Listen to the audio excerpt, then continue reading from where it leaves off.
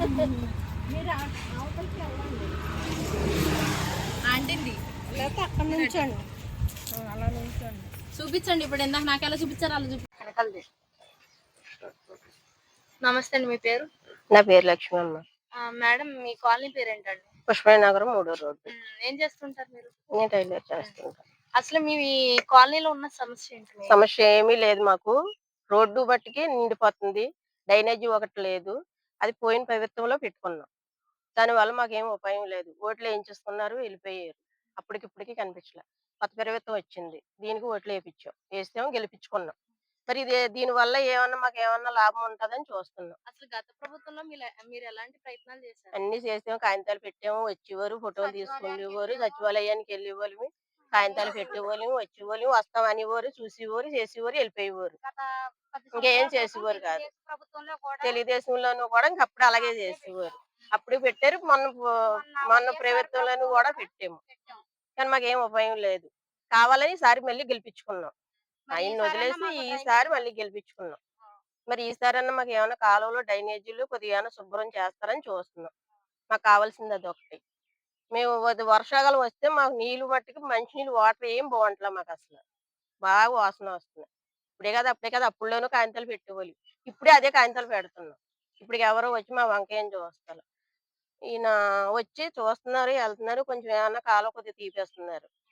Drainage అంటే road మీదకి వచ్చేస్తా ఉంటుందా? రోజు నీళ్ళు బాగా ఎక్కువగా వస్తుంటాయి. వాడకు నీళ్ళు వస్తుంటాయి. వర్షం వస్తే ఇంకా కాలువ మొత్తం నిండిపోద్ది. చెరువే ఇంకా ఆయన వచ్చి ఏమన్నా కొద్ది కాలువ తీస్తుంటుంటే దాని ద్వారాగా కొంచెం ఏమన్నా మళ్ళీ లాక్కుంటుంది. ఇక్కడ మెయింటైనింగ్ ఎవరండి? సురేష్ గారు. ఎలా ఉంది ఆయన? బాగానే చేస్తున్నారు. కాలువ డ్రైనేజ్ అది బాగానే చేస్తున్నారు. కానీ పైనుంచి మరి ఇంకా ఆయన కొద్దిగా డబ్బు రావాలి కదా. డబ్బు వస్తేనే కదా ఆయన ఏమన్నా కొద్ది కాలువలు అవి చేయగలరు. ఆయన చేతి డబ్బు మనం ఎవరం పెట్టలేం కదా. దానికే మాకు కావాల్సింది అదొక్కటేనమ్మా. ఫస్ట్ నుంచి కోరుకున్నది అదొకటే. మొత్తం 3 ప్రభుత్వాలు ఫస్ట్ అదే పెట్టాము. మన వైఎస్ఆర్‌కి అదే పెట్టుకున్నాము. ఇప్పుడు కూడా అదే పెట్టుకుంటున్నాం. చాలా సంవత్సరాలు బట్టి.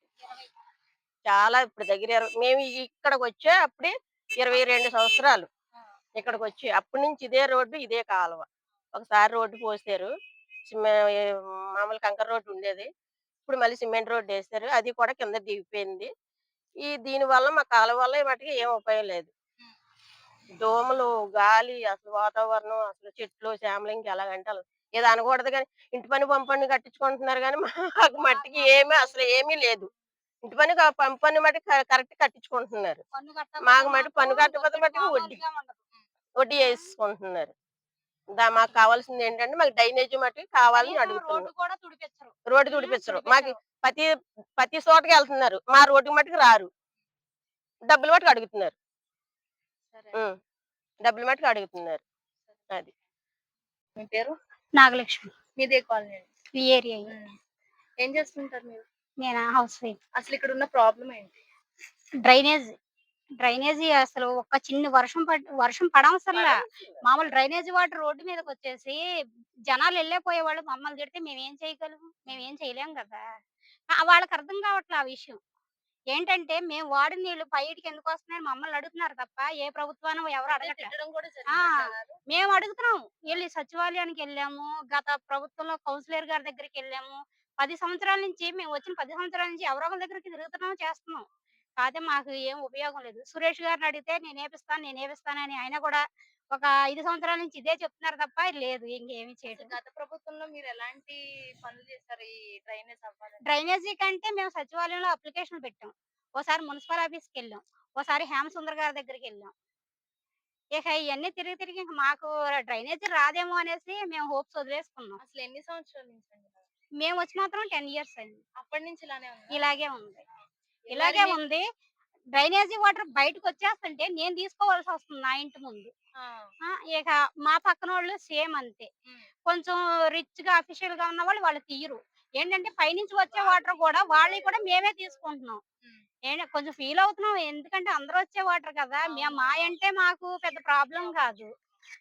తర్వాత ఏంటంటే వర్షానికి మోకాళ్ళ లోతు నీళ్లు. ఆ నీళ్లలోనే పాములు, పందులు అన్ని ఒక డ్రైనేజ్ వాటర్ వల్లే కదా ఇన్ని వస్తున్నాయి. పిల్లలు కూడా తిరుగుతూ ఉంటారు. పిల్లలు మొత్తం ఆల్ రౌండు. కానీ ఆ కార్లు వెళ్ళేటప్పుడేమో స్పీడ్‌గా ఇంత లోతు నీటిలో స్పీడ్‌గా ఎళ్తాయి. ఆ వాటర్ వచ్చేసి ఈళ్ళ మీదకి తోలుతున్నాయి. ఆ! ఇక ఎవరికి చెప్తాం మేడం? ఆ! చెప్పుకోవడానికి ఇంకేమీ లేదు. ఇక ఇంతేనేమో ఈ ప్రభుత్వం ఇక ఎవరు పట్టించుకోరు. ఎవరొచ్చినా ఇళ్ళల్లో కూడా స్మెల్స్ వస్తుంటాయి. ఇళ్ళల్లోకి స్మెల్లు. మంచినీళ్ళు వాటరొస్తే అది స్మెల్లు. నాచు వాసన. మేము నీళ్లు కూడా వాడమయి. ఇక వదిలేసాం. అంటే ఏం చంటి బిడ్డలు ఉంటారు కదా చంటి ఇళ్ళల్లో. పిల్లలు, దోమలు ఇహ పట్టించుకునే వాళ్ళెవరు లేరు. ఎవరన్నా ఒకవేళ చెప్పినా సరే ఆ! అంటారంతే. వాళ్ళ మొక్కుబడి తీర్చుకోవడం కోసం. అంతేగాని ఏదో కనీసం మొన్న జనవరి నెల నుంచి ఒకసారి కూడా డ్రైనేజీ తీయలేదు మాకెవరు వచ్చి.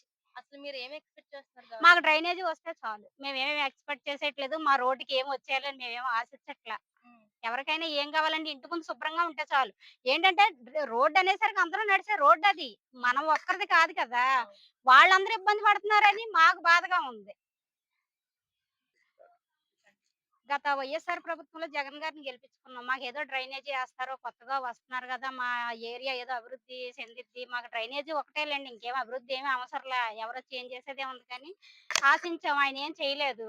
చేయకపోగా ఇప్పుడు తెలుగుదేశం ప్రభుత్వాన్ని గెలిపించుకున్నాం. మన పాత ప్రభుత్వం గదా! పోనీ ఇప్పుడైనా కాస్త చేస్తారేమో అని. 10 నెలలయింది వాళ్ళు గెలిసి. పోనీ డ్రైనేజీ ఏస్తారేమో అంటే వాళ్ళేం పట్టించుకోవట్ల. మాకు డ్రైనేజీ రాదేమో అనే అనుకుంటున్నాం మేమైతే.